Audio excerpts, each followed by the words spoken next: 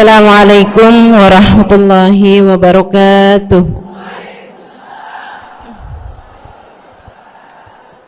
Alhamdulillah. Wassalatu wassalamu ala Rasulillah Muhammad ibn Abdillah wa ala alihi wa sahbihi wa man walah. Subhanaka la ilma lana illa ma 'allamtana innaka antal alimul hakim. Rabbi shrah li sadri wa yassir li amri wahlul 'uqdatan min lisani yafqahu qawli. Amma ba'du. Bismillahirrahmanirrahim. Yang sudah hafal tentu saja tinggal dijagain. Ustazah, kenapa sih Nabi nyuruhnya kita buat hafal aja? Kan kalau baca aja juga nggak apa-apa Ustazah. Teman-teman sekalian, satu, zaman itu tuh emang belum ada Al-Quran tulisan. Tuh kan Ustazah, berarti nggak usah dihafal. Zaman itu emang belum ada Al-Quran yang tulisan Ustazah. Sekarang mah kan udah ada. Apalagi sekarang tambah gampang Ustazah, tinggal buka HP. Lampu udah dimatiin juga tetap terang. Teman-teman sekalian saya muliakan, itu satu alasannya ya. Yang kedua alasannya adalah bahwa kita tuh kalau hafal kan enak, bisa kita baca kapanpun kita berada. Seringnya kita malam-malam nih kan udah ngantuk, udah di atas tempat tidur, ya kan? Iya belum baca tabarok. Nah itu kan kalau kamu hafal enak, udah langsung baca aja. Jadi orang-orang yang pada hafal-hafal itu mereka bacanya sambil tidur, maksudnya sebelum tidur dibacanya, sudah dalam posisi rebahan, sudah dalam posisi berbaring di tempat tidur, mereka kemudian membaca surat tersebut gitu. Jadi kamu nggak bisa bilang banyak kok orang-orang soleh nggak baca surat tabarok. Nah, kamu tahu dari mana? Yumi saya nggak baca. Iya dibaca, cuman hafal. Jadi sesudah meletakkan badannya di tempat tidur, mereka kemudian membacanya, dan itu yang banyak dilakukan sama orang-orang soleh karena mereka memang membaca surat tabarok sesaat sebelum mereka tidur. Begitu. Selain daripada dikiran-dikiran yang lain juga, apa aja dikiran yang dibaca sebelum tidur? Membaca subhanallah 33 kali, alhamdulillah, Allahu akbar 34 kali, atau Allahu akbar 33 kali akhiri dengan la ilaha illallah wahdahu la syarikalah lahul mulku wa lahul hamdu yuhyi wa yumit wa huwa ala kulli syai'in qadir. Begitu. Itu baca surat tersebut, itu baca zikir tersebut itu diajarkan Nabi kepada Sayyidah Fatimah Zahra. Kata Nabi, kalau kamu membacanya sebelum tidurmu, selain daripada tidur madep ke arah kanan dan wudu terlebih dahulu sebelum tidur, ya, dengan cara seperti itu kemudian kamu baca tuh tadi itu zikiran yang tadi, kata Nabi Muhammad sallallahu alaihi wasallam, maka bangun tidurnya nanti Allah akan segarkan badanmu sehingga kamu tidak lagi memerlukan pembantu yang membantumu urusan rumah tangga. Badannya pada sehat.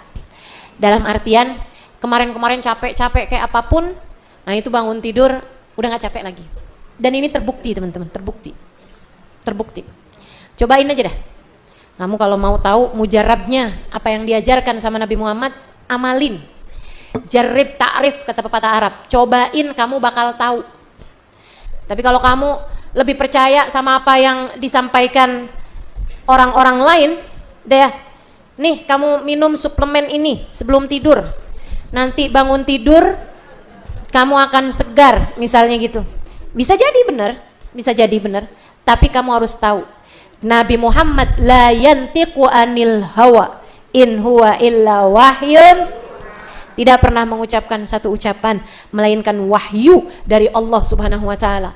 Kebenaran ucapan Nabi Muhammad sallallahu alaihi wasallam tidak terbantahkan sebab semua ucapannya datang dari Allah. Ilmu yang lain bisa benar bisa salah. Sains, teman-teman sekalian, bisa benar bisa salah. Nih ya, saya dulu zaman saya SD itu dikatakan bahwa planet yang mengitari bumi jumlahnya ada 9. Sekarang kamu taunya 9 juga? Kamu setua saya. Sekarang sains itu mengatakan bahwasanya planet yang mengitari bumi jumlahnya ada 12. Padahal kalau dulu saya ngisi 12 tuh, saya disalahin. Ternyata yang benar 12 sekarang. Dari situ kita tahu bahwa sains berubah-berubah, teman-teman. Pengetahuan manusia itu terbatas. Tapi yang disampaikan Nabi Muhammad tak akan pernah berubah. Benar katanya Sayyidina Malik, gurunya Imam Syafi'i. Setiap kali beliau berziarah, ketika beliau berziarah ke makam Nabi Muhammad, beliau mengatakan, ucapan manusia ada benar, ada salah, kecuali dari manusia yang dikuburkan di tempat ini. Semua ucapannya adalah benar, tanpa ada keraguan-raguan. Cobain, baca subhanallah 33 kali sebelum tidur. Alhamdulillah 33 kali, Allahu Akbar 34 kali. So ikut sekalian saya muliakan, liatin kebenaran ucapan Nabi Muhammad sallallahu alaihi wasallam. Kamu kalau mau bandingin itu dengan minum obat, minum jamu atau apapun, kamu masih perlu keluar duit, kamu masih perlu beli, kamu masih perlu yang lain. Ini gratis, gampang, mudah. Tidak ada yang menghalangimu untuk melakukannya selain bisikan setan atau kejahatan diri sendiri. Karena kamu mengikuti hawa nafsumu sendiri. Baca. Baca apa lagi? Baca Bismillahirrahmanirrahim 21 kali. Itu kamu bacanya, aman dari semua mimpi buruk ataupun kejahatan-kejahatan manusia. Kejahatan setan, kejahatan jin, kejahatan apapun tuh aman tuh. Selain itu baca apa lagi? Baca surat Al-Ikhlas dan baca surat Al-Mu'awwidatain serta ayat kursi. Al-Mu'awwidatain artinya adalah Qul a'udzu birabbil falaq sama Qul a'udzu birabbin nas, dan ayat kursi. Buat apa itu Ustazah? Perlindungan untukmu. Kalau malam hari itu ada yang mau nyantet kamu, misal, kita kan nggak tahu, betul nggak? Nggak mungkin lah Ustaz, orang kayak saya kok disantet. Kita nggak tahu. Bisa aja, kita nggak tahu. Ada yang guna-guna, ada yang mau kirim-kirim teluh, kirim-kirim apa tuh? Paket.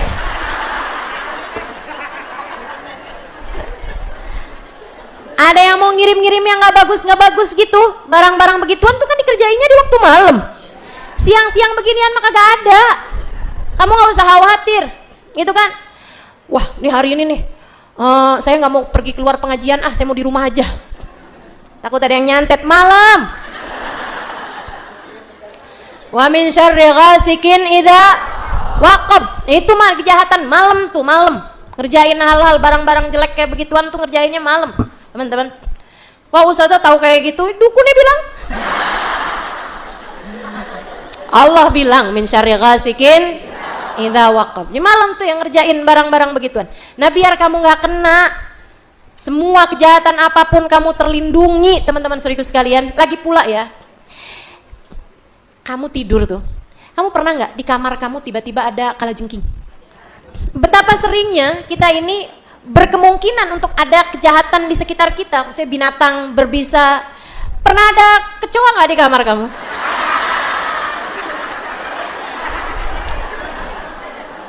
Kok mata kamu bengkak gitu, dikencingin kecoa saja?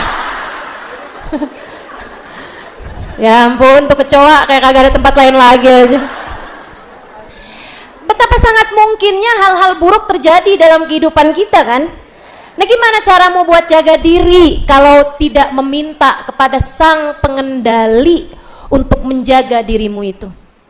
Minta sama Allah SWT. Ibu-ibu sekalian, pernah nggak kamu mimpi buruk, bangun sampai kaget gitu di waktu malam? Pernah? Betapa ternyata bahkan untuk mencegah kita dari hal-hal kecil semacam itu aja, hal remeh yang mungkin terjadi pada setiap orang, kita nggak punya kekuasaan untuk itu gitu. Karenanya minta atau pastikan dirimu untuk melakukan, membaca apa yang diajarin Nabi, dan ajarkan itu pada anak-anakmu. Bu, ajarin itu pada anak-anakmu.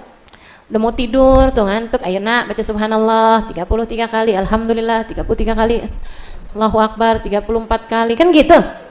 Ajarin, bacain. Kalau suami sih ya kasih tahu aja. Jangan tidur dulu, subhanallah 33 kali.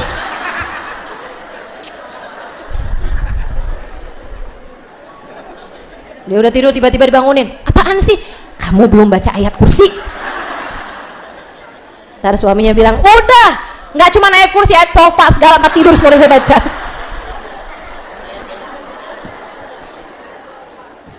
Aduh. Ya, bismillah.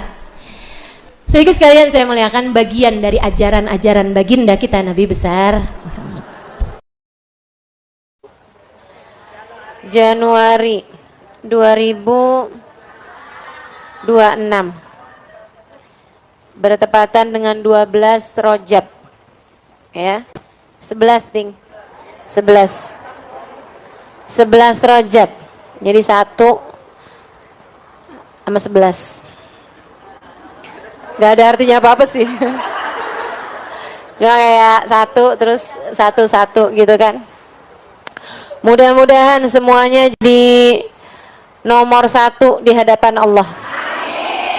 Semuanya jadi umat Nabi Muhammad nomor 1 insya Allah. Semuanya jadi hamba Allah subhanahu wa ta'ala yang salehah, amin ya rabbal alamin. Jadi saya ucapkan selamat tahun baru 2026. Semoga awal tahun ini Allah penuhi dengan kebaikan, sepanjang tahun Allah penuhi dengan kebahagiaan, akhir tahun Allah tutup dengan keberkahan. Mudah-mudahan sepanjang tahun ini menjadi tahun yang berkelimpahan kebaikan, kebahagiaan, dan keberkahan insyaallah. Amin ya rabbal alamin. Bismillahirrahmanirrahim. Saya ingat kemarin ada beberapa ayat dan hadis yang kita baca mengenai fadilahnya istighfar. Namun belum semuanya saya sampaikan keterangannya. Karenanya sekarang saya akan sampaikan kepadamu mengenai beberapa keterangan ayat yang kemarin kita sudah baca ayatnya tersebut ya. Mengenai fadilah istighfar. Di halaman 386 yang berbahasa Arab dan kitab halaman 428 yang berbahasa Indonesia atau 634 untuk yang cetakan yang terbaru. Berkata Imamul Haddad radhiyallahu taala anhu arbah wa nafa'ana bi'ulumihi fid dharain amin. Bismillahirrahmanirrahim.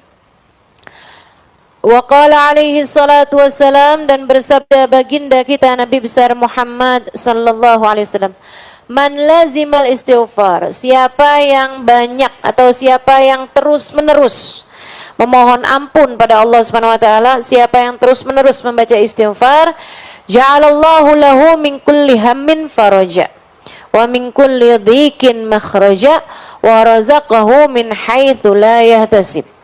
Siapa yang banyak istighfarnya, siapa yang menetapi istighfar, terus-terusan memohon ampun pada Allah Subhanahu wa taala, Allah akan jadikan setiap kesulitannya ada kemudahan dan setiap kesempitannya ada kelapangan, dan Allah akan beri dia rizki dari arah yang tidak dia sangka-sangka.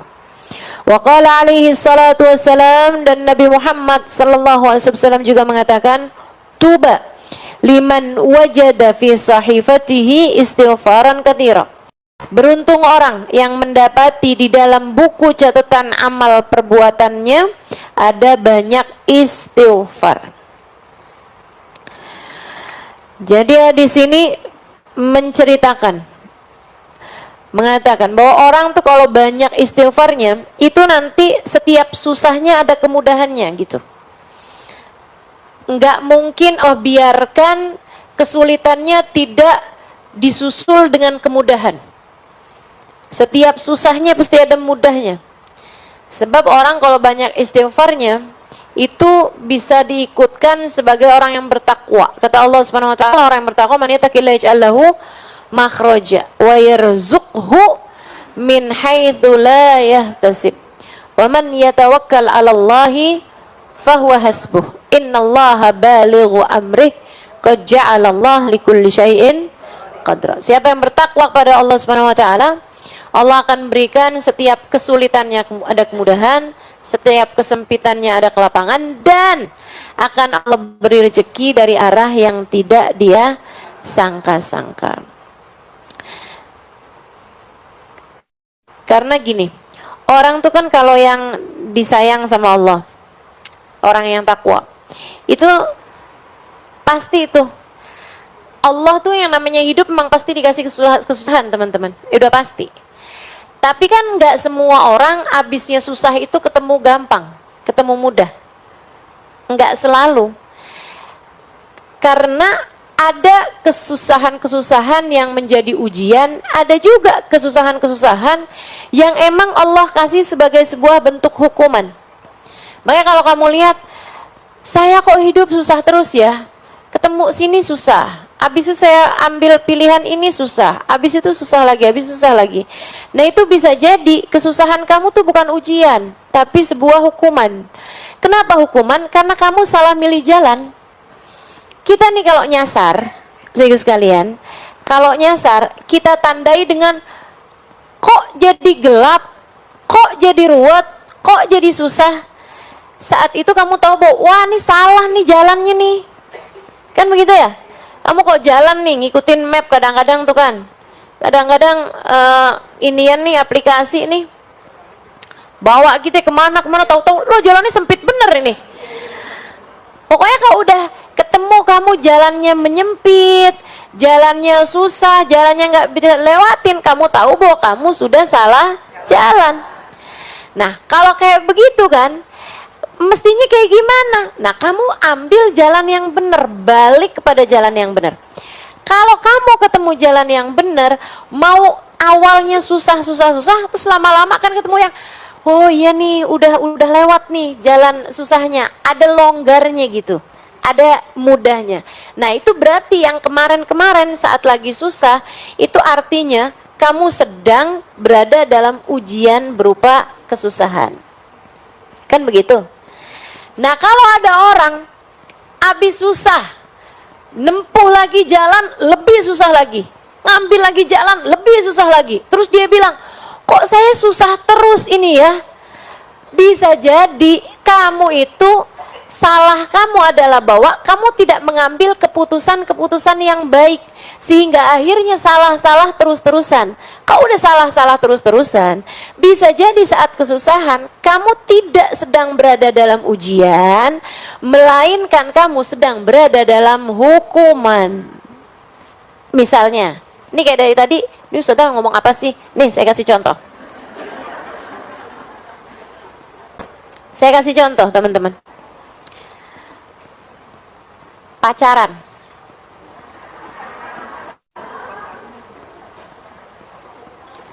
Salah apa benar? Salah. Tapi dia ikutin. Akhirnya nauzubillah hamil.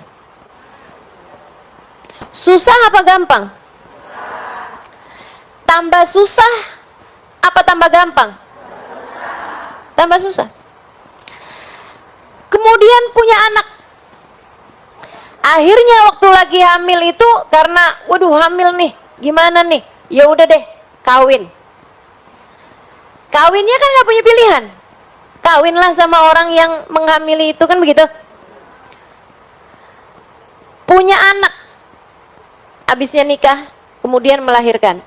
Tambah susah apa jadi gampang? Tambah susah.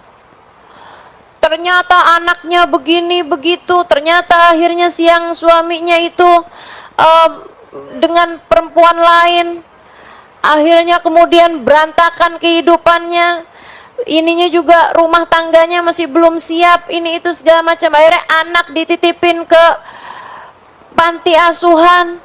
Wah pokoknya udah jadi ruwet semuanya, tambah kesana tambah ruwet, tambah belangkrak nggak jelas teman-teman. Kenapa gitu? Karena pilihannya sejak awal adalah pilihan yang salah. Kalau udah kamu memutuskan, kalau kamu udah tahu jalannya itu nyasar, ya buruan putar balik. Putar balik itulah namanya taubat. Di saat putar balik nih, kamu nih nyari-nyari jalan yang baik sambilan kamu yang nyesel, ya ampun, kayak gitu ya Allah, mudah-mudahan keburu nih masih nih. Itu namanya istighfar. Ibarat hidup tuh kayak lagi melakukan perjalanan kehidupan tuh kayak gitu.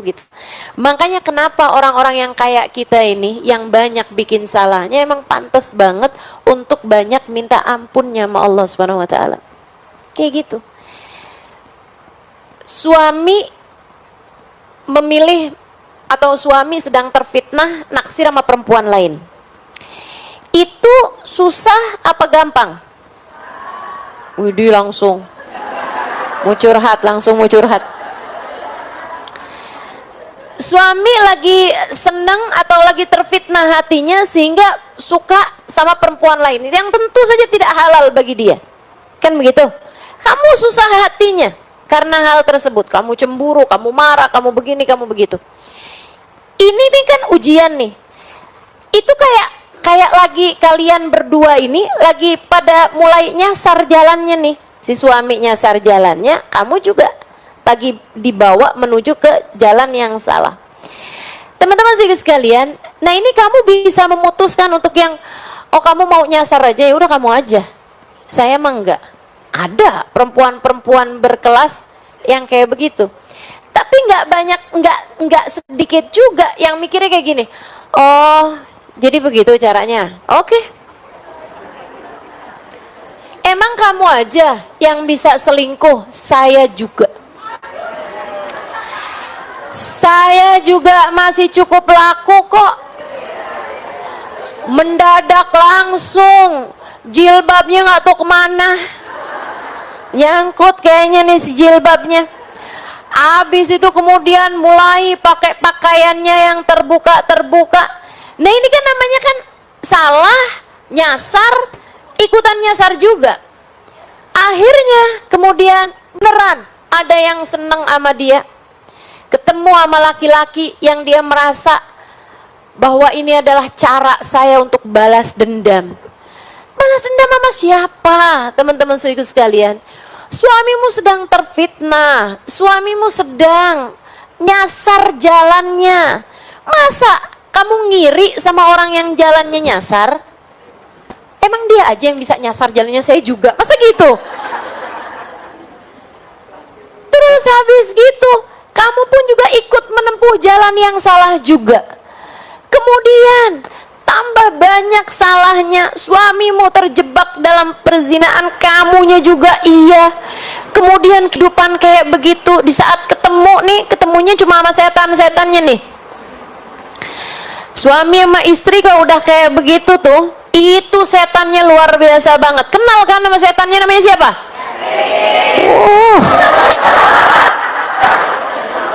Luar biasa. Aduh. Berantakan hidup teman-teman saudaraku sekalian. Berantakan. Jangan kayak begitu. Jangan, ya. Tinggalkan, pilih keputusan baik dalam kehidupan. Ini udah tahun 2026 ini. Udah berganti waktu, udah terus aja jalan. Waktu-waktu ini begitu cepatnya berlalu, teman-teman sekalian. Kita nggak menuju kecuali semakin dekat mengkubur kita sendiri. Kalau kita mau biarkan diri kita memutuskan salah lagi, siapa yang menurut kamu akan memperbaiki kehidupan kamu? Kalau keputusan yang kamu ambil itu benar, nih, kalau keputusan yang kamu ambil itu benar, lagi susah-susah sekarang, nantinya itu akan ada kemudahan. Tapi kalau udah keputusan yang kamu ambil salah, saudaraku sekalian, kedepannya bakalan lebih ruwet lagi, lebih susah lagi, lebih susah lagi, terus aja begitu, kamu bakalan susah terus hidupnya. Saya kesian sama kamu.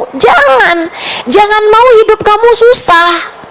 Kamu berhak bahagia, kamu berhak senang, dan enggak ada yang bisa nyenengin kamu, enggak ada yang bisa bikin diri kamu bahagia selain Allah.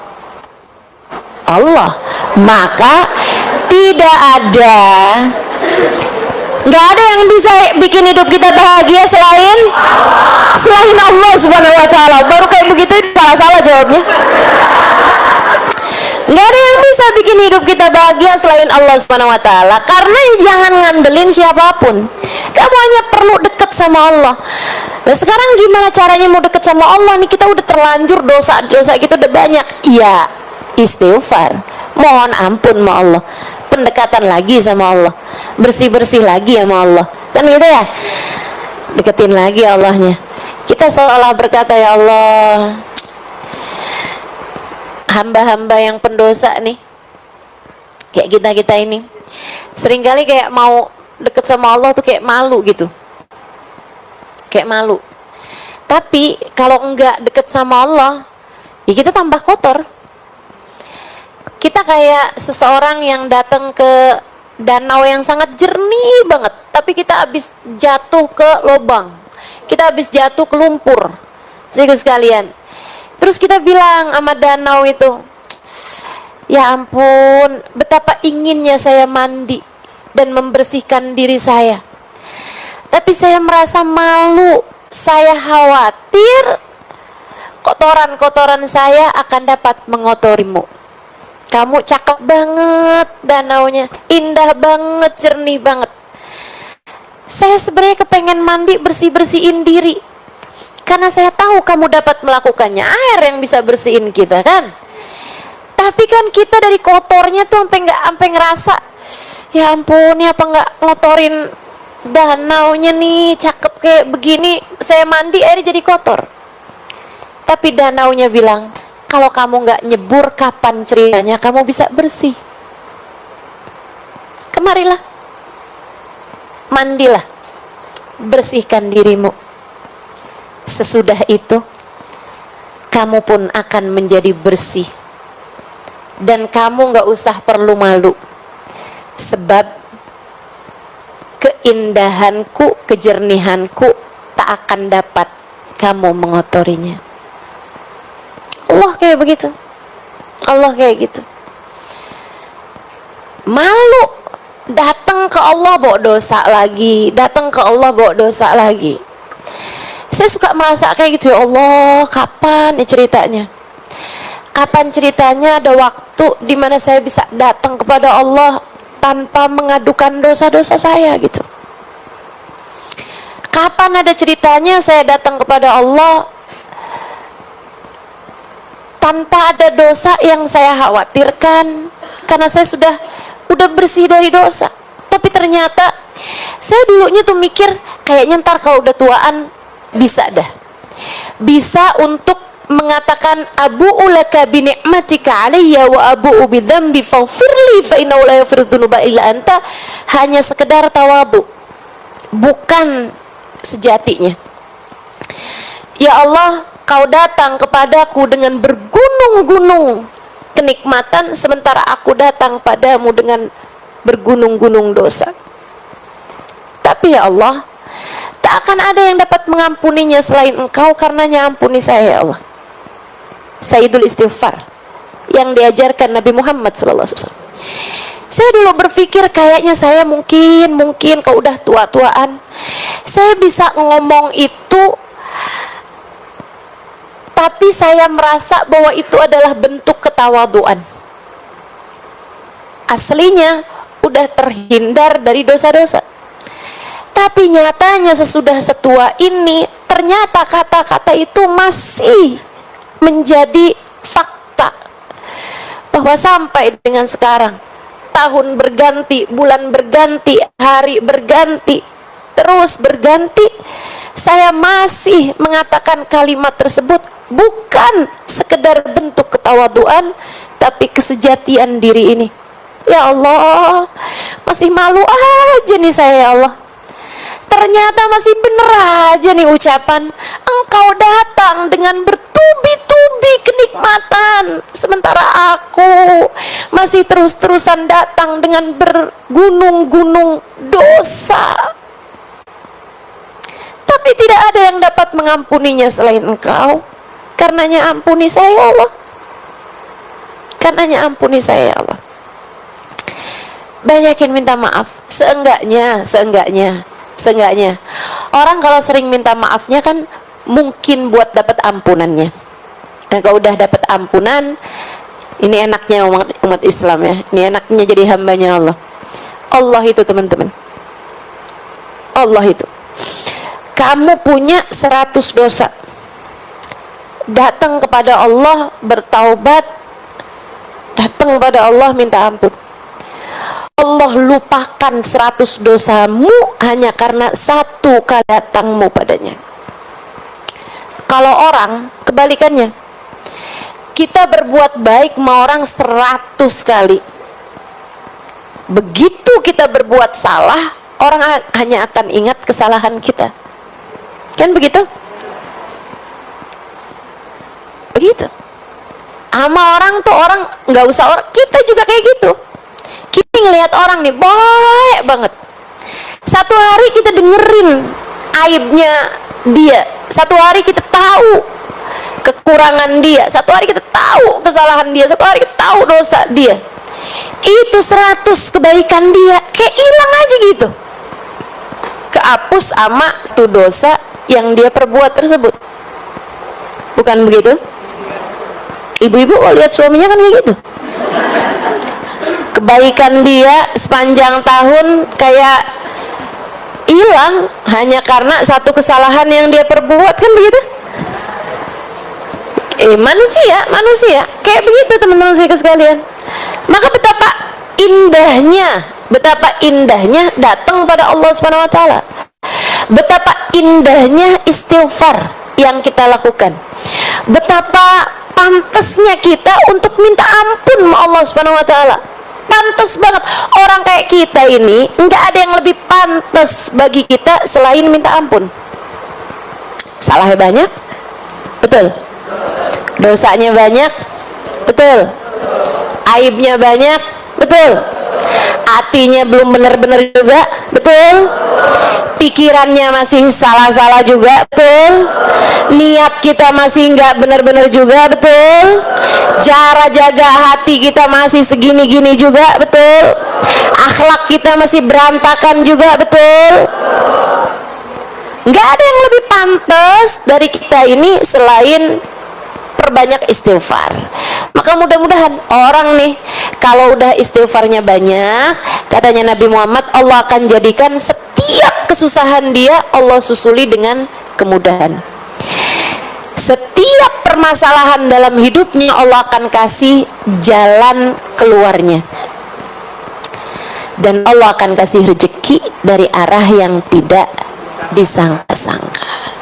Maka tetaplah memilih kebaikan dan tetaplah meminta ampun atas kesalahan dan dosa-dosa yang telah dilakukan, insya Allah. Dalam hadis yang lain Nabi Muhammad bilang, ini kan untuk urusan dunia nih, pokoknya semua kesusahannya bakal berjumpa kemudahan, semua permasalahannya akan berjumpa jalan keluar. Nah untuk akhirat, tuba liman wajada fi sahifatihi istighfaran katsira. Di akhirat nanti beruntung orang yang ketika buka buku kehidupannya, catatan amal perbuatannya, dia mendapati banyak istighfar di dalam catatan perbuatannya tersebut. Saudara sekalian, ini bisa punya dua makna. Makna yang pertama, ya emang dia banyak istighfarnya. Dia banyak istighfarnya sehingga catatan istighfarnya banyak. Ada ribuan istighfar tiap harinya dia baca. Ada permohonan ampun tiap waktunya dia baca. Ada taubat dalam hatinya, ada penyesalan dalam jiwanya, terus begitu teman-teman sekalian, terus begitu. Dia ketika buka nih buku catatan amal perbuatannya, memang ada dosa, memang ada ibadah-ibadah yang kurang-kurang, tapi selagi istighfarnya banyak, Allah Subhanahu wa taala akan mengampuni dosa-dosanya dia dan akan menambal kekurangan-kekurangan dia dalam ibadah karena banyaknya istighfar yang telah dia lakukan. Oke, beruntung orang yang istighfarnya banyak. Beruntung orang yang di akhirat nanti ketika buka buku rapot istighfarnya banyak. Itu makna yang pertama. Makna yang kedua, teman-teman, kamu pernah dengar nggak hadis gini? Innallaha kullu man fis samawati wa ma fil ard yastaghfir li muallimin nasil khair. Sesungguhnya yang ada di langit dan yang ada di bumi dari makhluknya Allah Subhanahu wa taala memohonkan ampun untuk orang yang selalu mengajak orang lain berbuat kebaikan, untuk para pengajar-pengajar kebaikan, untuk para ustadz, para ustazah, para ulama yang selalu mengajak orang kepada kebaikan. Allah akan jadikan yang ada di alam semesta beristighfar baginya, hatta hitan fil bahr, sampai kepada ikan di lautan. Tapi Allah nggak sebut ikannya itu dengan bahasa samak. Ini salah satu dari hadis yang saya andalkan, teman-teman, yang saya harapkan.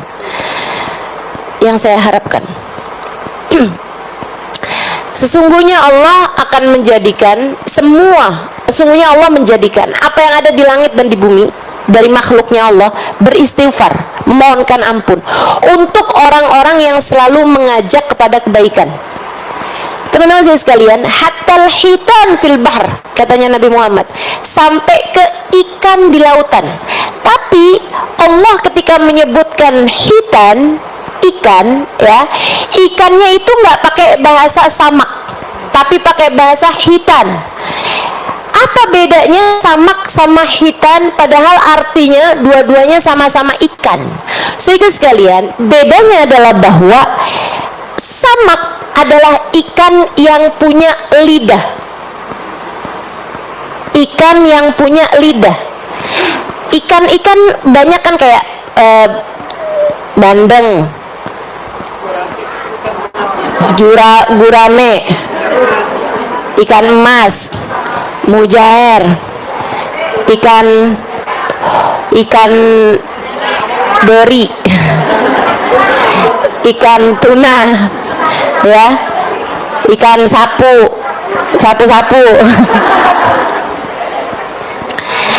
Itu ikan-ikan yang punya lidah. Pernah ketemu nggak lidahnya ikan? Pernah. Pernah nggak kamu lihat lidahnya teri? Pernah lihat nggak lidahnya teri? Nggak pernah kan? Itu teri bahasanya nggak samak tapi hitan. Kamu pernah nggak lihat lidahnya cumi-cumi? Nggak tahu tuh lidahnya yang mana gitu kan? Kamu pernah nggak lihat lidahnya udang? Nggak tahu lidahnya yang mana tuh udang. Nah itu ikan-ikan yang kamu nggak bisa lihat lidahnya, itu namanya hitan. Nabi Muhammad nyebutin ampe ikan yang nggak punya lidah di lautan beristighfar buat orang yang mengajar kebaikan. Makanya tuh kalau keterima doakan keterima. Saya bakalan jadi orang yang dapetin dalam catatan amal ibadah saya istighfar yang banyak. Kaget saya. Ini kayaknya bukan buku saya deh. Ini kayaknya bukan rapot saya nih malaikat om. Ini kayaknya bukan punya saya deh nih. Kenapa gitu Alimah? Istighfarnya banyak banget, jutaan istighfar. Mana keburu saya? Saya kayak nggak keburu istighfar segini banyaknya nih. tapi kok tiap hari istighfar banyak banget bagi hari Kamis.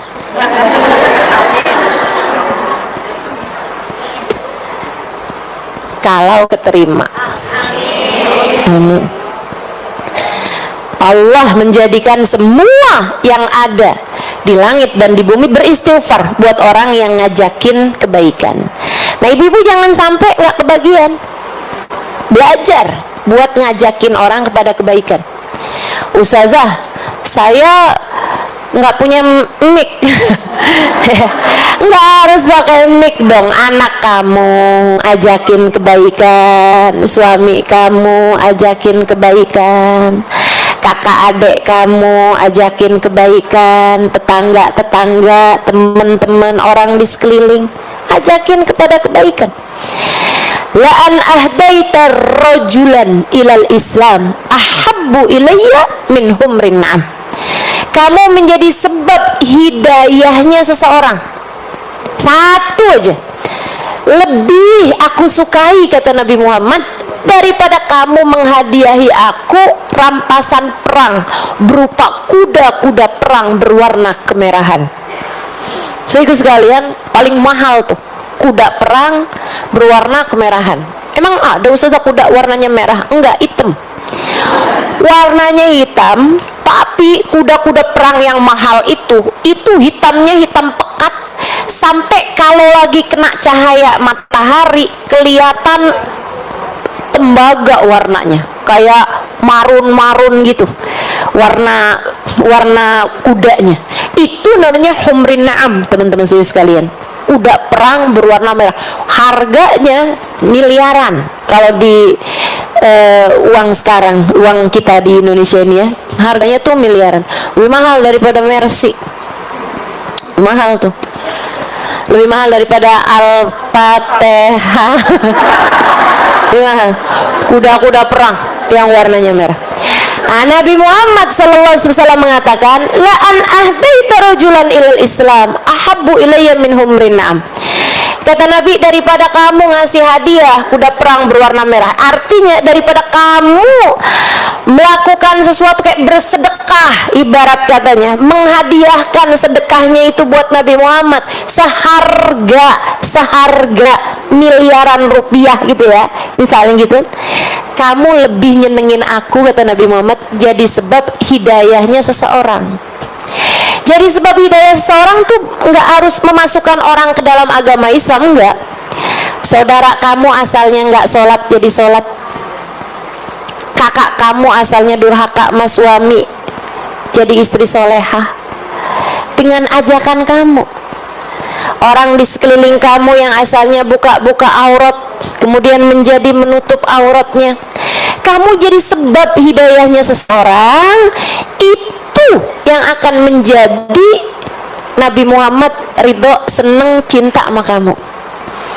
Begitu teman-teman. Dan itu kalau kamu memang meniatkan bahwa semua yang kamu lakukan ngajakin orang pada kebaikan,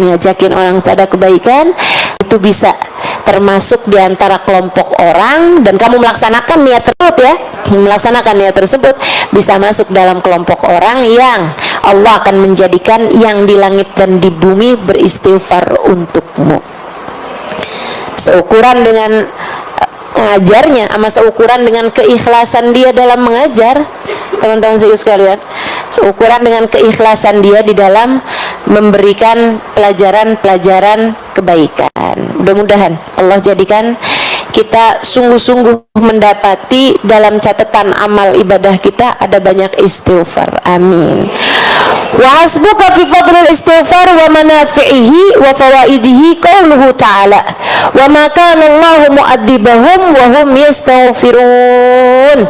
Dan Allah Subhanahu wa taala tidak akan mengazab satu kaum selagi mereka beristighfar.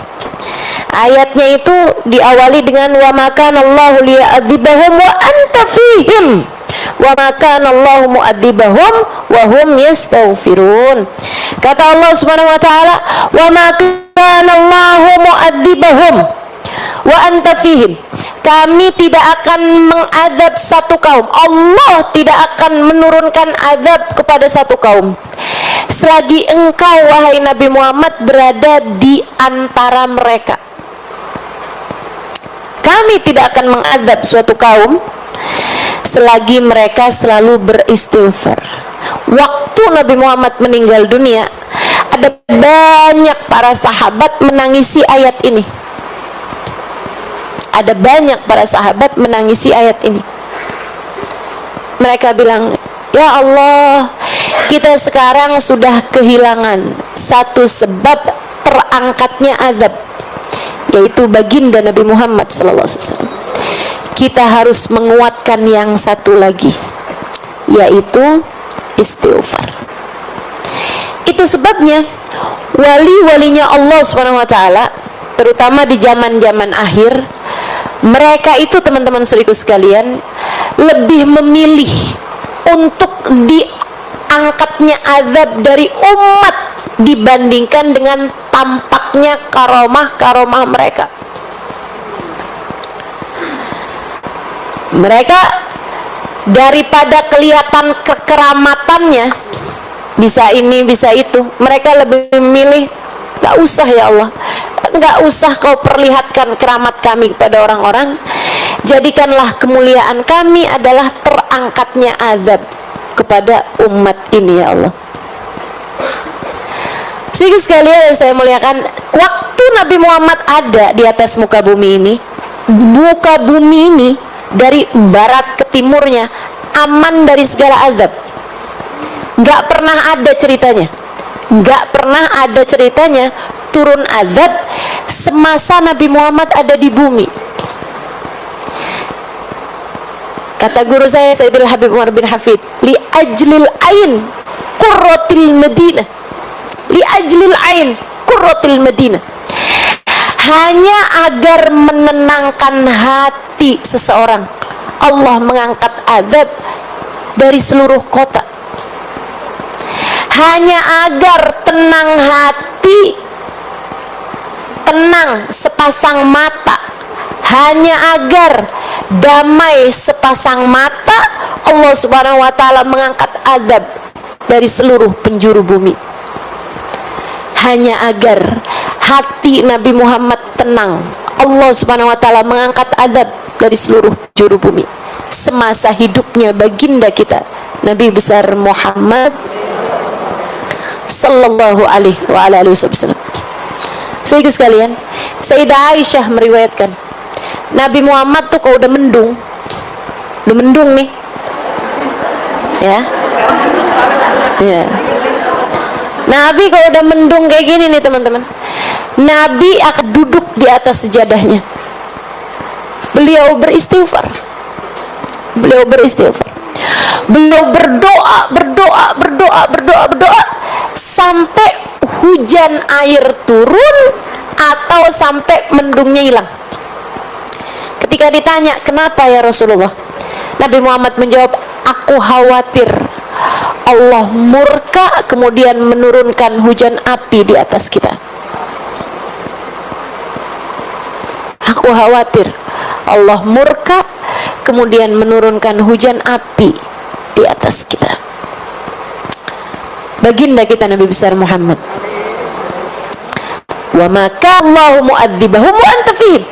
Allah bilang, kami tidak akan menurunkan azab kepada siapapun wahai Nabi Muhammad selagi kamu ada di atas muka bumi. Keberadaan Nabi jagain bumi teman-teman, sampai wafatnya Nabi Muhammad sallallahu alaihi wasallam. Zamannya Sayyidina Umar bin Sayyidina Abu Bakar As-Siddiq, bumi damai, tenang, nggak pernah ada apa-apa. Sampai di masa kekhalifahan Sayyidina Umar bin Al-Khattab alaihi ridwanullah, satu waktu terjadi gempa.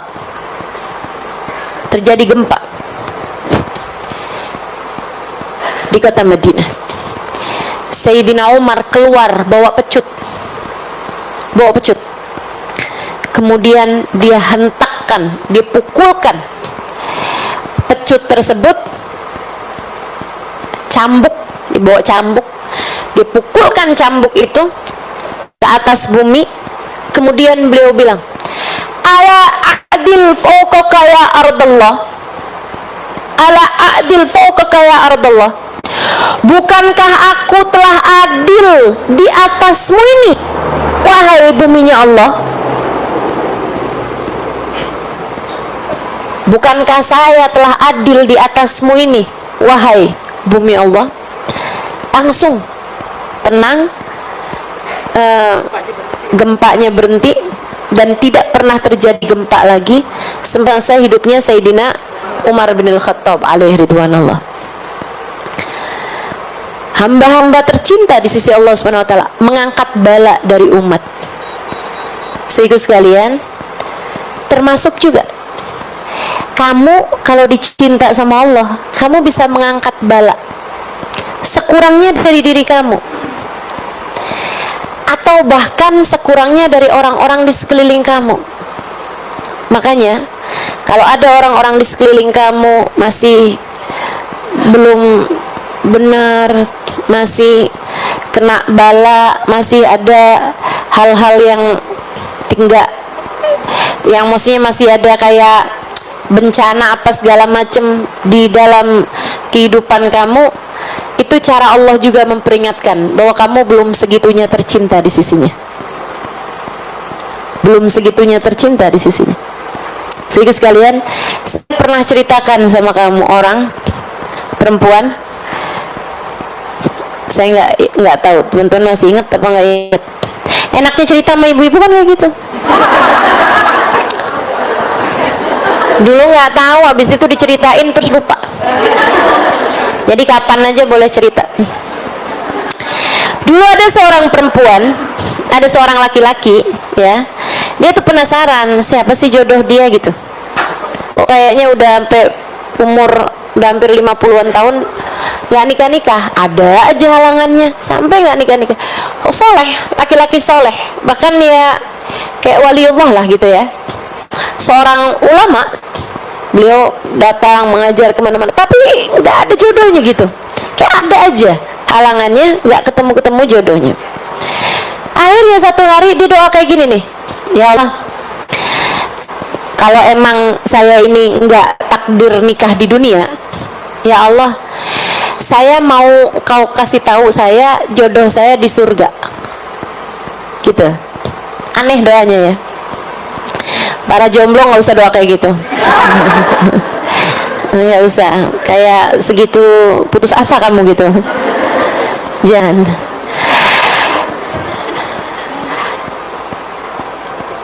Malam-malam hari dia mimpi diberitahu ini adalah istri kamu di surga gitu. Namanya Fulanah bintu Fulan al-Fulani di daerah Fulani gitu. Dikasih tahu sampai tempatnya segala. Dia pun ada ngajar, ada dakwah gitu ke daerah tersebut, ya. Saat dia pergi ke kota itu, misalnya gitu, kasih tahu jodoh kamu nih dari Bogor misal gitu ya. Pas dia lagi di Bogor itu, habis selesai majelis dia nanya, ada yang kenal nggak sama Fulanah bintu Fulan al-Fulan? Nggak ada yang kenal. Besoknya dia pergi ke Jonggol misal, maksudnya itu Bogor tapi yang dalamnya gitu, dalamnya lagi, kampungnya lagi gitu.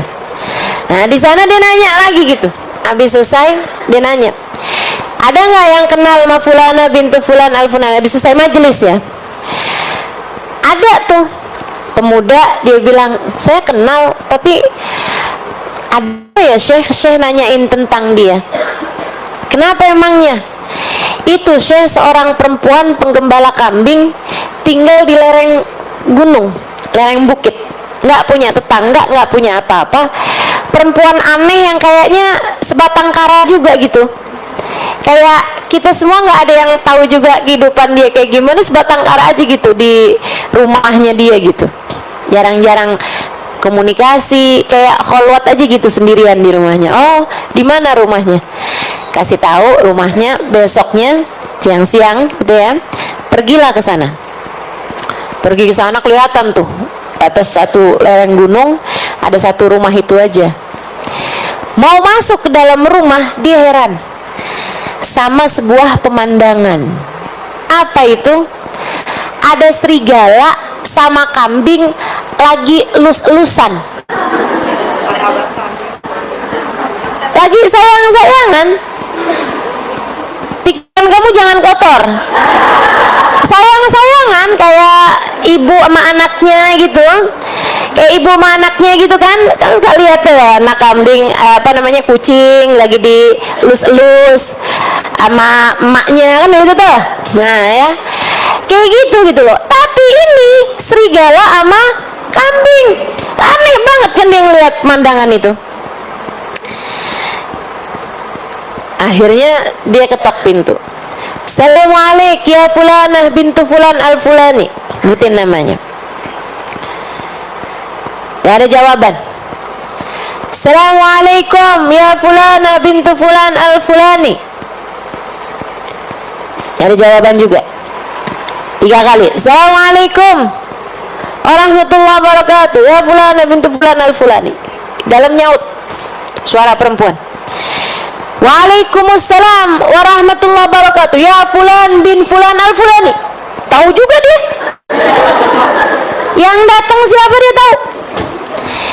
Warahmin inda babi, dan pergilah dari pintuku, bukan di sini tempat kita bertemu.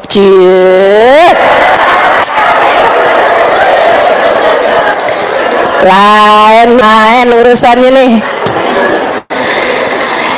Jadi si perempuan yang didatangi udah tahu kalau yang datang adalah calon suaminya, tapi di surga.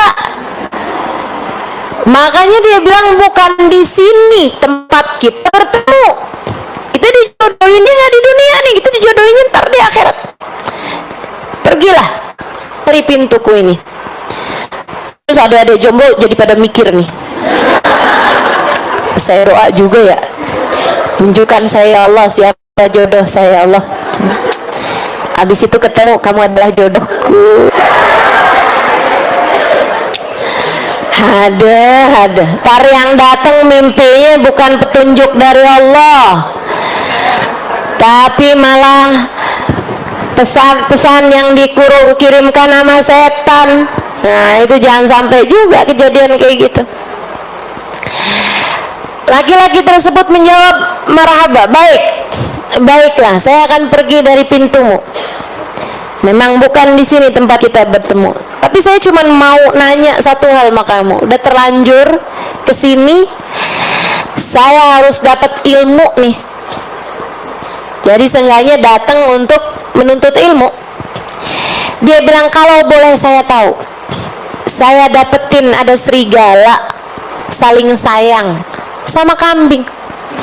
Kambingnya nggak kabur sama tuh serigala, serigalanya nggak nerekam tuh kambing. Kalau boleh saya tahu, apa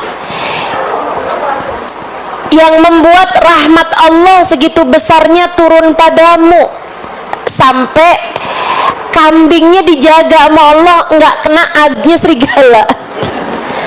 Ya kan gitu. Mestinya tuh untuk kambing ketemu sama serigala nih kan terekam teman-teman, dan itu kan bala segede-gede bala buat kambing, ya kan? Tapi ini kok kamu sampai segala kambingnya kamu aja loh dijaga sama Allah. Kambing kamu nih sampai dijaga sama Allah segitunya gitu. Apa sebabnya? Perempuan tersebut menjawab, innahu mahad rahmah min indillah. Saya rasa itu memang rahmatnya Allah aja gitu. Cerita ini pernah diceritakan Sayyidul Habib Umar bin Hafid. Teman-teman sekalian, salah satu dari ilmu-ilmu yang berulang kali saya mendengarkannya dari Sayyidul Habib Umar bin Hafid dalam pelajaran-pelajaran beliau. Akhirnya dia bilang, ya udah kalau gitu saya pamitan ya. Memang kalau udah rahmatnya Allah, Allah mau ngasih yu'ti man yasha kan gitu. Allah ngasih aja, nggak pakai pandang bulu gitu kan. Kalau Allah mau ngasih aja gitu. Jadi dia bilang, saya nggak ngerti sebabnya apa, tapi itu pembelian dari Allah SWT. Oh ya udah kalau gitu saya pamitan. Tapi baru beberapa langkah dia bilang, tunggu, barangkali kenapa Allah memberikan ini pada saya adalah karena la'allahu khaslah Husailah saghirah kanat ma'i. Mungkin ini disebabkan karena saya punya satu sifat kecil, sifat baik kecil ada dalam diri saya. Dia bilang, apa itu? Saya kalau sedang berada dalam panas tidak berharap dingin. Saya kalau berada dalam dingin tidak berharap panas. Saya kalau sedang berada dalam keadaan lapang tidak berharap sempit, dan sempit tidak berharap lapang. Saya kalau lagi nggak punya duit nggak berharap punya duit, kalau punya duit nggak berharap nggak punya duit. Kalau yang kedua gampang, tapi yang pertama itu yang repot. Saya kalau sedang sehat nggak berharap sakit, ya iya. Tapi saya kalau sedang sakit pun saya tidak berharap sehat. Saya tahu apapun yang Allah Subhanahu wa Ta'ala tetapkan adalah yang terbaik, sehingga saya menerimanya dengan penuh sukacita. Saya rasa itulah sebabnya kenapa Allah Subhanahu wa Ta'ala menurunkan rahmatnya pada saya. Laki-laki tersebut mengatakan, innahu laisat khusailah, innaha khaslah kabirah. Itu sih bukan sifat kecil, itu adalah sifat besar yang tidak dimiliki kecuali oleh para hamba-hamba terkasih, tercinta di sisi Allah. Kamu bagaimana? Ya Allah, terima tuh, gampang. Maksudnya orang yang hidupnya pandai menerima keputusan-keputusannya Allah Subhanahu wa Ta'ala, ridho sama keputusan Allah, Allah pun mudah untuk ridho kepada hamba tersebut. Nih teman-teman sekalian, sebab diangkatnya azab. Jadi ada orang-orang di atas muka bumi ini yang menjadi sebab diangkatnya azab. Perempuan ini nih jadi sebab diangkatnya azab kepada binatangnya, bahkan kambingnya aja sampai Allah angkat azabnya di itu yang seharusnya pantas-pantasnya didapat ketika berjumpa sama serigala, begitu kan? Jadi sekalian, waktu Sayyidina Umar bin Abdul Aziz hidup dan memerintah khilafah Islamiyah, nggak ada kambing diterkam serigala sekekuasaan beliau. Coba tuh liatin. Emang kalau pemimpin baik tuh pengaruhnya buat umat tuh besar sekali. Makanya kita doakan mudah-mudahan Allah kasih pemimpin baik buat kita. Dan kalau ada pemimpin jahat, mudah-mudahan biarkan mereka berhadapan dengan Allah Subhanahu wa Ta'ala. Biarkan Allah Subhanahu wa Ta'ala yang menyingkirkannya dari kita tanpa repot-repot usaha kita untuk menyingkirkannya. Amin. Amin ya rabbal alamin. Saudara sekalian yang saya muliakan, ini nih Sayyidina Umar bin Abdul Aziz. Makanya satu waktu ada serigala mendapati kambingnya diterkam, ada penggembala mendapati kambingnya diterkam sama serigala. Dia lagi di tengah-tengah gembalaannya, dia dapetin ada yang teriak kenceng banget, dia samperin ke sana, ternyata salah satu kambingnya diterkam sama serigala. Beliau langsung pegang kepalanya seraya mengatakan, "Mat Amirul Mukminin ya Nas, mata Amirul Mukminin Umar bin Abdul Aziz. Ayo kita semuanya pergi ke kota. Amirul Mukminin Umar bin Abdul Aziz meninggal dunia." Dan benar. Sebab semasa hidupnya Amirul Mukminin Umar bin Abdul Aziz jadi penyebab Allah angkat bala dari semua negerinya.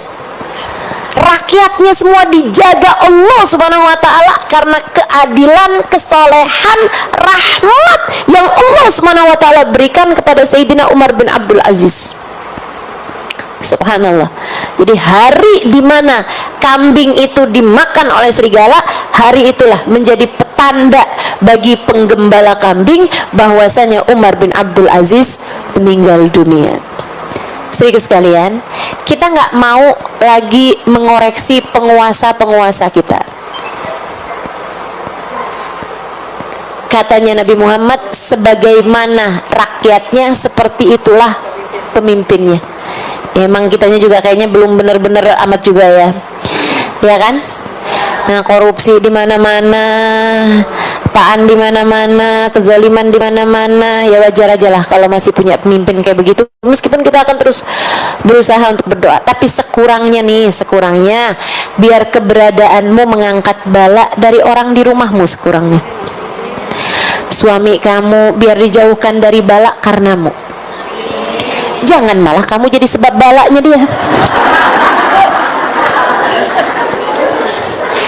Sejak kawin mah kamu saya sial mulu, astagfirullah. Astagfirullah. Semoga kamu jadi sebab terangkatnya bala dari kedua orang tuamu. Amin. Semoga kamu jadi sebab terangkatnya bala dari anak-anakmu. Semoga kamu jadi sebab terangkatnya bala dari semua yang ada di dalam rumahmu. Amin ya rabbal alamin. Nah, itu sebab Nabi Muhammad, keberadaan beliau di satu tempat menjadi sebab terangkatnya bala, bahkan dari seluruh penjuru bumi. Gak ada yang diadab tuh waktu Nabi Muhammad ada di atas muka bumi. Begitu Nabi Muhammad meninggal dunia, para sahabat banyak yang nangisi ayat ini nih. Ya ampun, sebab terangkatnya bala dari kita udah yang satu, yaitu keberadaan Nabi Muhammad diangkat di atas muka bumi. Kita hanya tinggal bisa mengangkat bala dari sebab yang satu lagi. Apa itu? Istighfar. Wa ma kana Allahu mu'adzibahum wa hum yastaghfirun.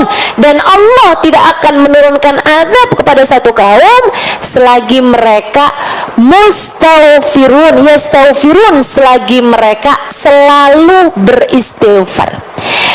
Ini Allah nggak bilang hum mustaghfirun dan mereka adalah orang-orang yang beristighfar, karena orang-orang yang beristighfar akan tetap disebut beristighfar selagi mereka memperbanyak istighfar walaupun sedang tidak beristighfar.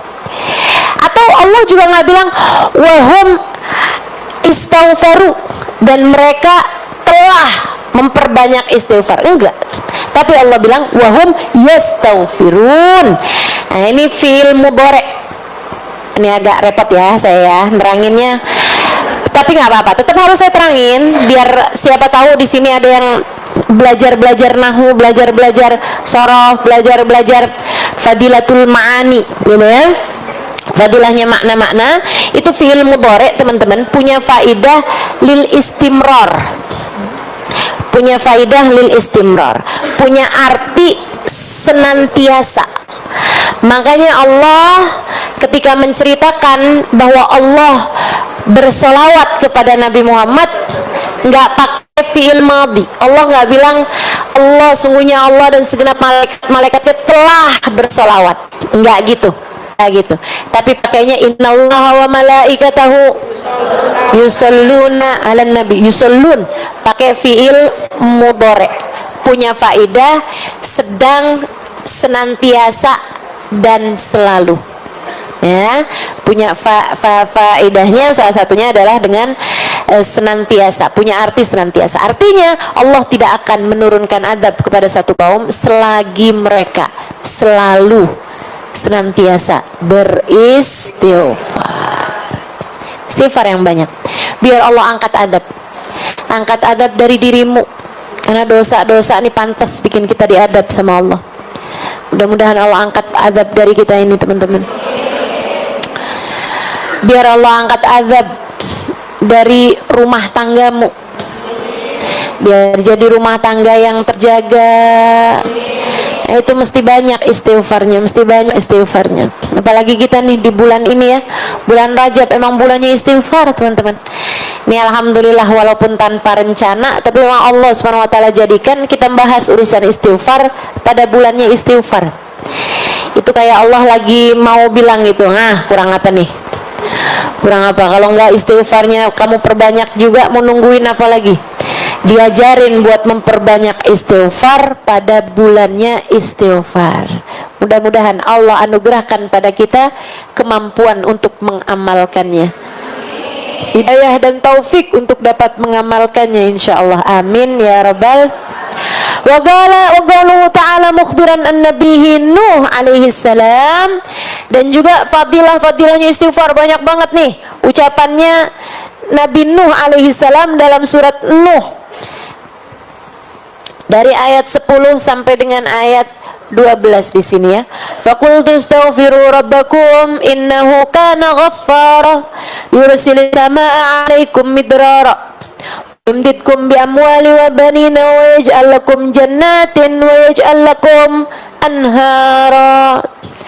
Dan aku berkata kepada umatku, istaghfiru rabbakum, beristighfarlah kalian wahai umatku kepada Allah, mohon ampunlah kalian semuanya kepada Allah.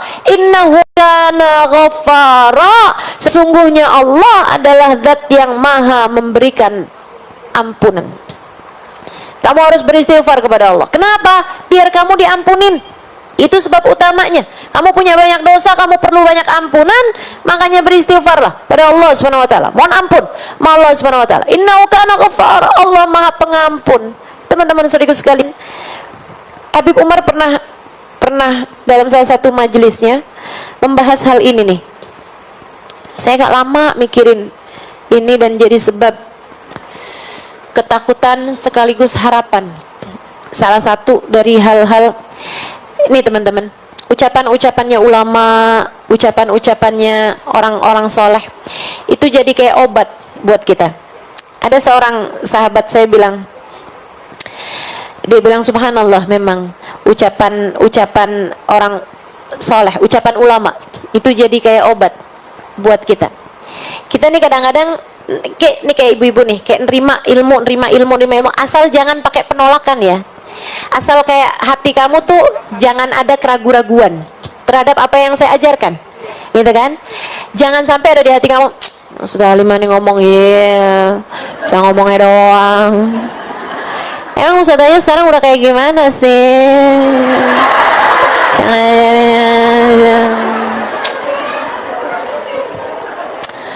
Sebenarnya ya ilmu saya sama ilmunya Ustazah Halimah tuh 11-12. Saya disuruh baca kitab gundul gitu kayak bisa lah. Ya kayak bedanya cuman kayak dia bisa lebih mudah meyakinkan orang aja sih sebenarnya. Jangan ada perasaan-perasaan kayak begitu sama orang yang mengajarkan kepadamu kebaikan. Jangan punya perasaan kayak yang ulang-ulang mulu ceritanya itu mulu. Ini ya Ustazah Halimah cerita yang ini nih kayak udah ke 579 lah. Hati-hati, jangan ya. Tapi selagi kamu mendengarkannya dengan rasa menerima ilmu tersebut kayak yang iya ya ampun, mudah-mudahan ya, gitu ya. Walaupun kamu ngerasa kayak yang ketika datang hari-hari itu, saya ini udah banyak ngaji, tapi kok kayak gini-gini mulu ya. Kayak kamu ngerasa nggak ada manfaatnya gitu. Kayak kamu ngerasa ilmu yang sudah didapat selama ini tuh kayak nggak banyak mengubah kamu gitu. Kok saya kayak gini-gini terus ya, padahal saya ngaji loh, padahal saya dengerin kajian loh, padahal saya hadir di majelis loh. Teman-teman saudaraku sekalian, kamu nggak tahu aja, itu tuh yang kamu dengarkan asal kamu dengerin. Kamu simak, kamu berniat untuk mengamalkan, ucapan-ucapan itu tuh mengendap dalam pikiran, mengendap di memori kamu. Ada tuh yang nanti akan keluar di saat kamu memerlukannya. Kayak pas lagi ngadepin suami kamu kesel banget, kamu kayak kepengen ngomong macem-macem, pengen marah, kepengen ini, kepengen itu, langsung keluar tuh ucapan saya tuh. Suami yang pegang kunci surga, yang benar mas suaminya, jangan sampai kunci surga kamu dia telan. Betul, pasti itu. Di saat kamu lagi kepengen beli apa-apaan tapi duit kamu nggak ada gitu kan, di saat kayak ambisi banget gitu, pasti terngiang tuh ucapan saya. Sesedikit apapun uangmu cukup untuk membiayai hidupmu, sebanyak apapun uangmu nggak bakal cukup membiayai Kalau kepengen hidupnya tenang, damai, jangan banyak. Iya kan? Yakin tuh saya. Pas kamu lagi scroll Shopee, tanggal ganjil kayak hari ini. Ya Allah, ya Allah. Obat, teman-teman saudara sekalian. Ucapan-ucapan ulama obat.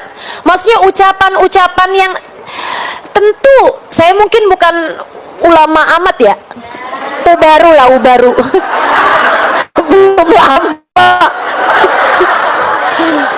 Belum lama masuk baru. Tapi itu kan saya mengucapkannya berdasarkan ilmu, jadinya jadi obat, begitu kan ya? Kalau pas kamu lagi kesel sama anak nih, kayak beb, kamu masukin lagi ke perut gitu.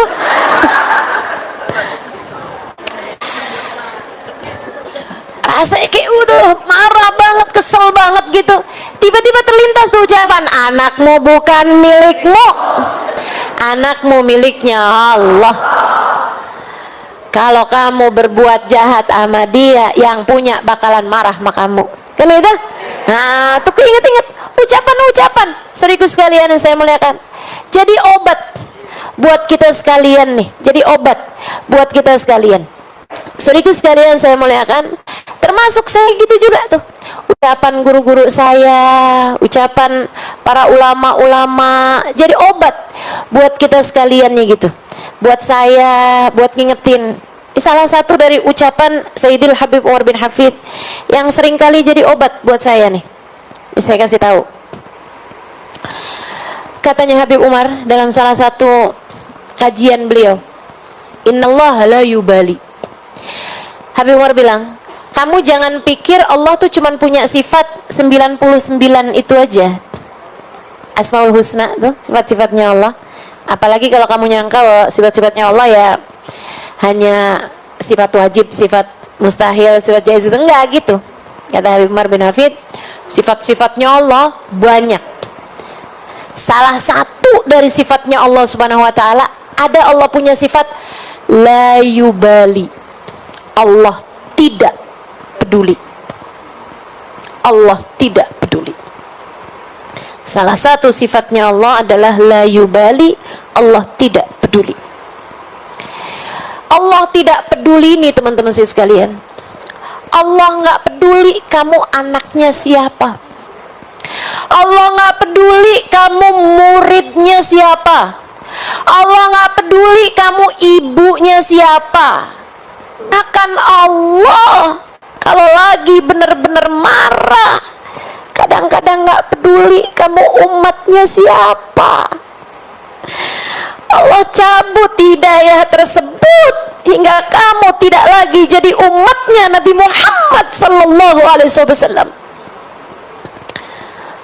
Allah nggak peduli. Allah nggak peduli. Allah nggak peduli. Sebagaimana Allah juga nggak peduli kalau lagi mau ngasih juga Allah nggak peduli. Allah nggak peduli seberapa besarnya dosa-dosa kamu. Kalau Allah udah ridho, Allah udah seneng, Allah ampunin aja semuanya dan Allah tidak peduli.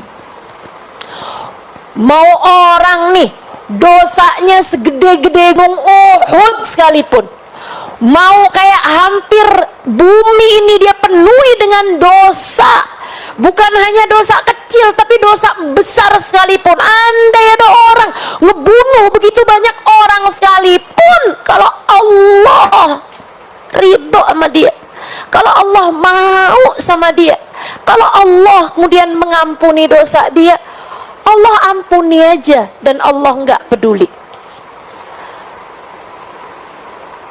Hajjaj bin Yusuf, teman-teman saya sekalian, membunuh lebih daripada 70.000 wali.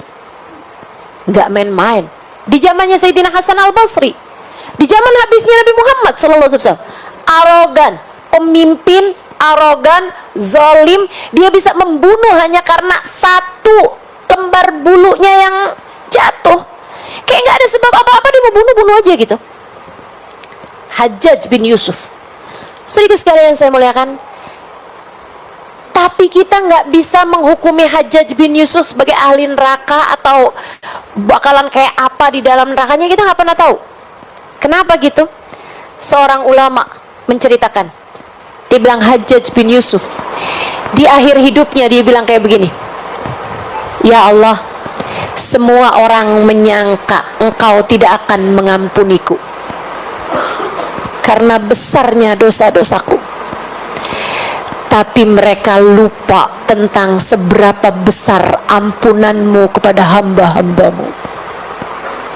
Ya Allah, dan aku tidak pernah lupa itu. Dan aku tidak pernah lupa itu. Aku tetap, ya Allah, aku tetap punya keyakinan bahwa seperti apapun besarnya dosa-dosaku, Engkau begitu mudah memaafkanku. Maka ampunilah aku, ya Allah. Dan itu jadi ucapan terakhirnya Hajjaj bin Yusuf sebelum meninggalnya. Kita nggak tahu apa akhirnya keputusan Allah SWT buat Hajjaj bin Yusuf. Tapi teman-teman saudaraku sekalian, ini ngajarin kepada kita bahwa andai pun Hajjaj bin Yusuf dosa nyampe udah kayak begitu, kalau Allah Subhanahu wa ta'ala mau mengampuni, yang lain bisa apa? Yang lain bisa apa? Andai dosa kita udah kayak dosanya Hajjaj bin Yusuf sekalipun gitu, dan alhamdulillah kita kan nggak pernah bunuh orang seenggaknya. Paling nyamuk yang kita bunuh, ya kan? Ya nggak bunuh orang kita. Kita nggak ngerjain dosa kayak apa gedenya gitu kan. Teman-teman sekalian, asalkan kamu sungguh-sungguh minta kepada Allah SWT ampunan, mungkin banget dosa kamu itu diampuni sama Allah SWT, mungkin banget. Maka jangan pernah putus asa dengan seberapapun besarnya dosamu. Dek, kak, nak, bu, nek, semua aja. Siapapun kamu yang mendengarkan ucapan saya, jangan pernah putus asa dari besarnya dosa-dosamu. Allah kalau mau ngasih kamu ampunan, Allah tidak peduli. Allah kalau mau ngampunin, Allah nggak peduli. Tapi juga jangan main-main sama Allah, karena sekecil apapun dosamu, sesedikit apapun dosamu, kalau Allah mau perhitungkan, Allah tidak peduli. Kalau Allah mau perhitungan sama satu dosa saja, cukup untuk membuatmu tergelincir kaki saat melewati jembatan Siratal Mustaqim suatu hari nanti, dan Allah tidak peduli. Allah tidak peduli. Allah nggak peduli. Ya Allah, ya Allah. Allah nggak peduli seberapa banyak kita ngaji. Allah nggak peduli seberapa banyak ibadah yang sudah kita kerjakan. Kalau Allah murka aja. Tapi Allah juga nggak peduli seberapa besar dosa-dosa kita. Kalau Allah mau kesian sama kita, Allah mau rahmati kita, Allah mau sayangi kita, Allah juga nggak peduli. Mudah-mudahan ucapan Sayyidil Habib Umar ini sebagaimana bisa jadi obat buat saya kalau lagi datang ujub. Ya Allah, Allah nggak peduli loh seberapa besar kamu udah ngajar, seberapa banyak kamu udah pergi kemana-mana. Kalau Allah nggak peduli, Allah nggak peduli aja. Jadi obat mudah-mudahan penyakit kita. Jadi obat juga kalau kita lagi kayak putus asa, orang kayak saya gitu, ngarepin begini, ngarepin begitu. Orang kayak kita dosanya banyak, tapi kita ngarepin ntar di akhirat ketemu sama Nabi Muhammad, kira ada nggak pantas gitu. Tapi kan Allah nggak peduli. Tapi Allah nggak peduli. Mudah-mudahan Allah tidak peduli kepada dosa-dosa kita, aib-aib kita, buruknya akhlak kita. Semoga Allah tetap berkenan untuk memberi kepada kita. Amin ya rabbal alamin. Astaghfiru rabbakum innahu kana ghaffara. Beristighfarlah kalian kepada Allah Tuhan kalian, sesungguhnya Allah Subhanahu wa taala Maha mengampuni dosa. Yursilis sama alaikum midrara. Allah bisa banget nurunin hujan dengan sangat deras di saat musim kemarau tiba. Kalau kalian lagi musim kemarau, kemudian lama nggak turun-turun hujan, ya Allah gimana nih Allah, gimana nih Allah? Astaghfiru rabbakum, minta ampun sama Allah Subhanahu wa taala biar Allah turunkan hujan. Nah, kayak kita juga, kita berharap bukan hujan air, hujan air udah banyak ya. Kita minta sama Allah Subhanahu wa taala hujan berkah, hujan rahmat, hujan ampunan, hujan hidayah, hujan hadiah-hadiah dari Allah Subhanahu wa taala. Semoga diturunkan kepada kita insyaallah sepanjang tahun ini insyaallah, penuh dengan fujatil khair, penuh dengan hadiah-hadiah yang menyenangkan, penuh dengan kejutan-kejutan indah dari Allah Subhanahu wa taala buat kita sekalian insyaallah. Amin ya rabbal alamin. Yumditkum bi amwal. Allah karuniakan anak-anak, Allah karuniakan harta kepada kalian, Allah karuniakan anak-anak kepada kalian yang saleh-salehah.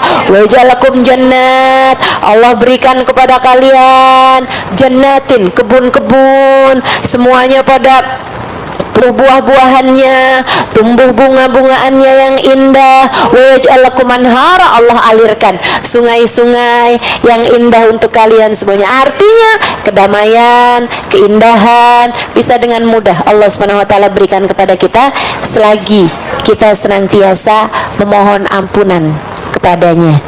Insya Allah. Terus itu sering-sering minta ampun sama Allah Subhanahu wa taala. Sering-sering minta ampun sama Allah Subhanahu wa taala. Habis salat kita bilang astagfirullah, astagfirullah, astagfirullah. Dikit-dikit astagfirullah, ya Allah ampuni, ya Allah ampuni, ya Allah ampuni. Bangun tidur istighfar, mau tidur istighfar, dalam berbagai macam keadaan. Emang paling bagus banget tuh 3 hal itu. Katanya ini juga nih ucapan yang obat ini ya, Sayyidil Habib Zain bin Smith. Kata Habib Zain, orang zaman sekarang nih selamatnya dengan 3 hal. Orang zaman sekarang selamatnya dengan 3 hal. Apa tuh Bib? Sedekah fis sirri wal i'lan. Banyakin sedekah, baik sedekah yang rahasia ataupun sedekah yang terang-terangan ya. Banyakin sedekah. Itu sedekah ngangkatin bala, bisa jadi sebab keselamatan kita. Kemudian yang kedua, kathratul istighfar. Banyakin istighfar. Banyakin istighfar. Kasratus sadaqah fis sirri wal i'lan. Kasratus sadaqah fis sirri wal i'lan. Kemudian lagi yang keduanya tadi kathratul istighfar, banyakin istighfar. Dan yang ketiganya kathratus salah ala nabil mukhtar, perbanyak membaca salawat kepada baginda Nabi besar Muhammad sallallahu alaihi wasallam. 3 hal tersebut kalau kamu perhatikan jalan hidup kamu nih, 3 hal ini insyaallah banyak kemungkinan selamatnya hidup kita di atas muka bumi ini. Mudah-mudahan bisa diamalkan. Amin ya rabbal alamin. Wassallallahu ala sayyidina Muhammadin wa ala wasallam. Alhamdulillahirabbil alamin. Bulan Sya'ban. Nah, ini ya, kita di bulan Rajab banyak istighfar. Pokoknya terus aja tuh kerjain tuh yang habis subuh sama habis maghrib. Kemudian lagi yang hari-hari kita juga perbanyak minta ampun sama Allah. Di majelis-majelis belakangan ini juga saya sering membahasnya masalah perbanyak istighfar dan taubat pada Allah Subhanahu wa taala. Minta ampun sama Allah Subhanahu wa taala. Lagi kumpul-kumpul banyak orang, banyakin minta ampun sama Allah. Kamu juga habis selesai salat malam, minta ampun sama Allah buat kamu, buat orang-orang di rumah kamu, buat keluarga kamu, buat sahabat-sahabat, buat semua umat Islam. Doain biar semuanya pada diangkat semua sama Allah Subhanahu wa taala, diampuni dosa-dosanya insyaallah. Amin ya rabbal alamin. Nah, karena nanti masuk bulan Sya'ban, teman-teman saya sekalian, bulan Sya'ban itu katanya Sayyidil Habib Zain bin Smith, Habib Zain mengibaratkannya sama pengantin ya. Kata Habib Zain, ini kayak ibarat pengantin tuh bulan Rajab, bulan bersih-bersih, bulan mandi, bulan cakep-cakep siapin diri deh, bulan bersih-bersihin kotoran-kotoran, daki-daki ini semua nih, keringet-keringet ya. Nah, kalau kita mau jadi pengantin itu kan ada namanya di spa, di sauna, di tangas, dilulur, di ratus, di apaan aja tuh kan, buat katanya biar keringet-keringetnya, daki-dakinya pada keluar, begitu kan ya, buat bersih-bersihin badan, dimandiin, pakai bunga berapa macam rupa, kayak sabun berapa macam inian gitu kan, wangi-wangiin, dibersih-bersihin kan begitu. Nah, kalau masuk bulan Sya'ban, syahrut tahalli. Jadi bulan Rajab syahrut takhalli, bulan bersih-bersih, bulan ngosong-ngosongin dari dosa-dosa, bulan nyapu-nyapu, bulan nyapu-nyapu, ngangkatin sampah-sampah. Itu pada bulan Rajab. Teman-teman sekalian, sebulan, mudah-mudahan jadi bulan yang cukup untuk Allah Subhanahu wa taala melihat kesungguh-sungguhan kita dalam mohon ampun pada Allah Subhanahu wa taala. Kemudian masuk bulan Sya'ban, syahrut tahalli, bulan berhias. Bulan Rajab bulan berhias, bulan Sya'ban bulan berhias. Ibarat pengantin, kamu udah mulain tuh pilih-pilih bajunya yang mau dipakai, gitu kan? Mulai hias-hias, mau nyari muak, kan itu ya? Nyari sendalnya, nyari sepatunya, nyari ininya, nyari hiasan-hiasan rumahnya. Kita berhias-hias nih, mulai nih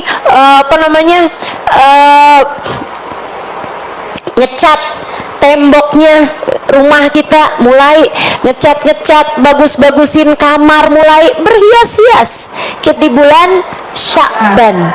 Nanti bulan suci Ramadan, bulan mulai naik ke pelaminan, bulan kamu bersanding dengan Allah Subhanahu wa taala. Karenanya yang enggak bersih-bersih di bulan Rajab kayak orang jadi pengantin tapi baru habis jatuh ke lumpur. Jangankan pasanganmu, ama satpam aja kamu udah diusir dari gedungnya. Siapa nih? Lumpur semua di badannya, terus mau naik ke pelaminan ya nggak bisa, teman-teman sekalian, nggak keterima.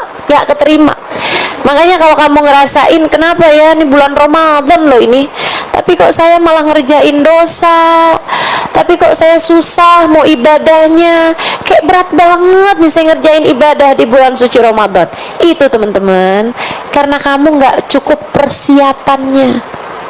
Rejebnya nggak benar.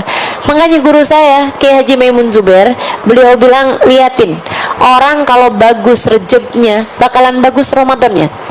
Orang kalau bagus Ramadannya bakalan bagus 11 bulan sesudahnya. Makanya kamu kalau kepengen benerin nih sepanjang tahun nih bakalan bener mulai nih dari bulan Rejeb ini nih. Kamu benerin diri di bulan Rejab, ntar bener bulan Ramadannya. Kalau bulan Ramadannya bener, Ramadan ila Ramadan kafarah lima bainahuma. Bulan Ramadan ke bulan Ramadan berikutnya ngapusin dosa di antara tengah-tengahnya. Ngejagain 11 bulan sesudahnya dengan bagusnya Ramadan kita. Teman-teman sekalian, yuk kita belajaran nih, insyaallah mudah-mudahan. Bulan Rajab istighfar, taubat, minta ampun sama Allah Subhanahu wa taala, bersih-bersih dari segala dosa, ninggalin dosa, minta maaf sama orang-orang yang pernah kita zalimi nih di bulan Rajab. Nanti masuk bulan Sya'ban, bulan kita berhias. Maksudnya gimana Ustazah? Bu, Kak, Dek, Nak, berhias pakai apa? Sebenarnya bukan pakai apa, tapi pakai siapa? Hiasan semesta, bahjatud dunia wazinatuha, keindahan semesta dan hiasan terindah di semesta bernama Sayyiduna Muhammad. Sayyiduna Muhammad. Kamu pengen berhias, menghiasi diri kamu biar cantik, biar patut, biar pantas, biar enak dilihat sama Allah Subhanahu wa taala. Kamu mesti miripin diri kamu sama Nabi Muhammad sallallahu alaihi wasallam. Kamu mesti deketin diri kamu sama Nabi Muhammad sallallahu alaihi wasallam. Bulan Sya'ban, bulan kamu mendekat kepada baginda Nabi besar Muhammad sallallahu alaihi wasallam. Deketin Nabi. Deketin Nabi. Gimana caranya deketin Nabi? Praktekkan Nabi dalam dirimu. Maksudnya gimana Ustazah? Akhlaknya coba pakai dalam akhlakmu. Akhlaknya Nabi memaafkan, belajar buat mudah maafin orang. Akhlaknya Nabi gak marah walaupun ada orang berbuat kayak gimana sama beliau. Belajar buat gak gampang marah, belajar buat gak gampang tersinggung. Pakai akhlak Nabi dalam diri kamu. Pakai sunnah-sunnah Nabi dalam dirimu. Nabi Muhammad salah satu sunnahnya mudah tersenyum. Ini hal kecil kayaknya, tapi nggak kecil. Kalau kamu ketika melakukannya, niat kamu memiripkan diri kamu sama Nabi Muhammad, sehingga senyum kamu nggak pakai tanggal. Sama suami senyumnya nggak pakai tanggal, nggak pakai abis ngeliat angka di transferan kamu baru bisa senyum, nggak pakai gitu. Karena senyum kamu nggak terkait sama yang itu, senyum kamu terkait sama baginda Nabi besar Muhammad sallallahu alaihi wasallam yang telah mensunnahkan tersenyum kepada kita sekalian. Kata para sahabat, faqad ra'ayna ma ra'ayna ahadan. Saya udah perhatiin semua orang, saya nggak pernah lihat ada orang senyumnya lebih banyak dan lebih indah daripada baginda Nabi besar Muhammad sallallahu alaihi wasallam. Nggak ketemu orang senyumnya lebih manis daripada Nabi Muhammad. Nggak ketemu orang senyumnya lebih sering, lebih banyak daripada baginda Nabi Muhammad sallallahu alaihi wasallam. Teman-teman saya sekalian, kita mungkin nggak bisa nyontoh manisnya senyumnya Nabi. Emang mukanya emang udah manis kan Nabi? Kita ini kan emang udah